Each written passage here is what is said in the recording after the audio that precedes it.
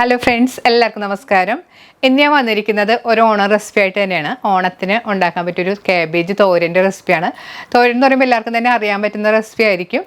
പക്ഷേ ഇത് നല്ല ടേസ്റ്റി ആയിട്ട് എൻ്റെ രീതിയിൽ എങ്ങനെയാണെന്ന് ഞാൻ ചെയ്യുന്നതെന്നാണ് കാണിച്ചു തരുന്നത്. അപ്പോൾ എല്ലാവരും ഒന്ന് ട്രൈ ചെയ്ത് നോക്കുക. ഈസി ആയിട്ടുള്ള റെസിപ്പിയാണ്.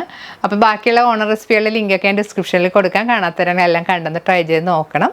അപ്പോൾ നമുക്ക് ഈ തോരൻ ഉണ്ടാക്കാൻ തുടങ്ങാം.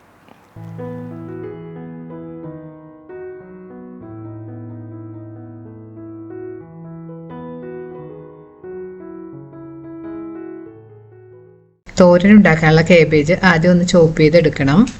നമ്മുടെ ചാനലിൽ ചീരത്തോരൻ, കോവക്കാത്തോരൻ, ബീൻസ് തോരനൊക്കെ നേരത്തെ ഇട്ടിട്ടുള്ളതാണ്. നല്ല റെസിപ്പികളാണ്. അപ്പോൾ കാണാത്തവരാണെങ്കിൽ എല്ലാം കണ്ടെന്ന് ട്രൈ ചെയ്ത് നോക്കണം. കാബേജ് ചോപ്പ് ചെയ്തെടുത്തിട്ടുണ്ട്. ഇനി ഇതിനാവശ്യമുള്ള മറ്റ് ഇൻഗ്രീഡിയൻസ്: ഒരു മീഡിയം സവാള ചെറുതായിട്ട് ചോപ്പ് ചെയ്തത്, 4 പച്ചമുളക് വട്ടത്തിൽ കട്ട് ചെയ്തത്, ഒരു തണ്ട് കറിവേപ്പില. തോരനായിട്ട് കുറച്ച് ഇൻഗ്രീഡിയൻസ് ഒന്ന് ചതച്ചെടുക്കണം. അതിനായിട്ട് മിക്സിയുടെ ഒരു ചെറിയ ജാറിലേക്ക് 1 കപ്പ് തേങ്ങ ചിരവിതിട്ട് കൊടുക്കണം. ഇനി ഇതിലേക്ക് 3 അല്ലി വെളുത്തുള്ളിയും 5 അല്ലി ചെറിയ ഉള്ളിയും കൂടെ ചേർത്ത് കൊടുക്കണം. ഇതിലേക്ക് 1/2 ടീസ്പൂൺ ചെറിയ ജീരകം കൂടെ ചേർത്ത് കൊടുക്കാം. ഇതിലേക്ക് 1/2 ടീസ്പൂൺ മഞ്ഞൾപ്പൊടിയും 1/4 ടീസ്പൂൺ മുളക് പൊടിയും കൂടെ ചേർത്ത് കൊടുക്കാം. മുളക് പൊടി ഓപ്ഷനിലാണ്, നിങ്ങൾക്ക് ഇഷ്ടമുണ്ടെങ്കിൽ ചേർത്താൽ മതി. ഇനി ഇതൊന്ന് ചതച്ചെടുക്കണം. കൂടുതൽ അരഞ്ഞു പോലും ജസ്റ്റ് ഒന്ന് കറക്കി എടുത്താൽ മതി. തോരന് ചതച്ചെടുക്കാനുള്ള ഇൻഗ്രീഡിയൻസ് എല്ലാം ഇതുപോലെ ഒന്ന് ക്രഷ് ചെയ്തെടുത്തിട്ടുണ്ട്. ഇനി ഇത് നമുക്ക് മാറ്റി വെക്കാം. തോരൻ ഉണ്ടാക്കാനായിട്ട് ഒരു കടായി ചൂടാക്കാം. കടായി ചൂടാകുമ്പോഴേക്ക് 2 ടേബിൾ സ്പൂൺ വെളിച്ചെണ്ണ ഒഴിച്ചു കൊടുക്കണം. വെളിച്ചെണ്ണ നല്ലതുപോലെ ചൂടാകുമ്പോഴേക്ക് 1 ടീസ്പൂൺ കടുക് ഇട്ട് പൊട്ടിക്കണം. കടുക് നല്ലതുപോലെ പൊട്ടി വരുമ്പോഴേക്ക് 1 ടീസ്പൂൺ ഉഴുന്നുപരിപ്പും കൂടെ ചേർത്ത് കൊടുക്കാം.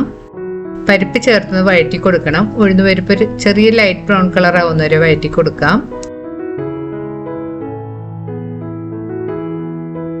ഇനി ഇതിലേക്ക് 1 തണ്ട് കറിവേപ്പിലയും 2 ഉണക്കമുളക് 2ആയിട്ട് കീറിയതും കൂടെ ചേർത്ത് കൊടുക്കാം. ഇവ ചേർത്ത് വീണ്ടും നല്ലൊരു വഴറ്റി കൊടുക്കണം.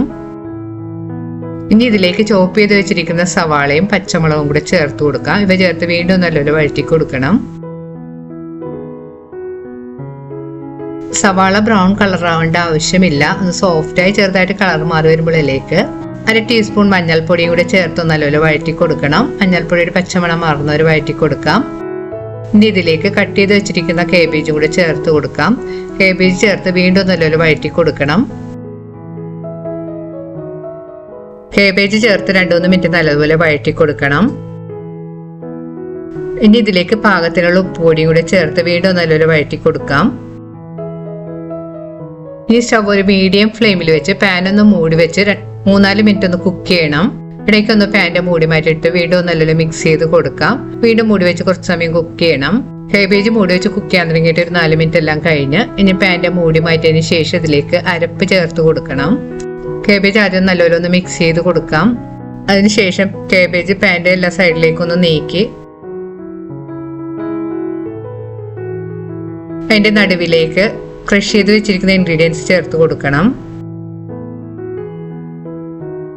ഈ ഇൻഗ്രീഡിയൻസ് ഒന്ന് പാകത്തിന് കുക്കായി കിട്ടാൻ വേണ്ടി അതിൻ്റെ മുകളിലേക്ക് കാബേജ് അരപ്പിൻ്റെ മുകളിലേക്ക് പൊത്തിവെച്ച് കൊടുക്കണം. അരപ്പ് ചേർത്ത് കഴിഞ്ഞ് പാനൊന്ന് മൂടി വെച്ച് 2-3 മിനിറ്റ് കൂടെ കുക്ക് ചെയ്യണം. 3 മിനിറ്റ് കഴിഞ്ഞ് പാൻ്റെ മൂടി മാറ്റി നല്ലപോലെ ഒന്ന് മിക്സ് ചെയ്ത് കൊടുക്കാം.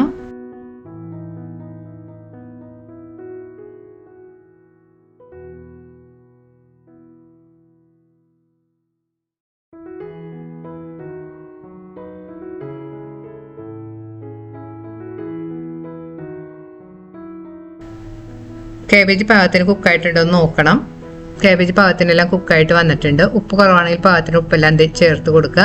ഇനി നമ്മൾ മൂടി വെച്ച് കുക്ക് ചെയ്യേണ്ട ആവശ്യമില്ല. തുറന്ന് വെച്ച് തന്നെ കാബേജിലുള്ള വെള്ളമെല്ലാം വറ്റി ഒന്ന് ഡ്രൈ ആക്കി എടുക്കണം.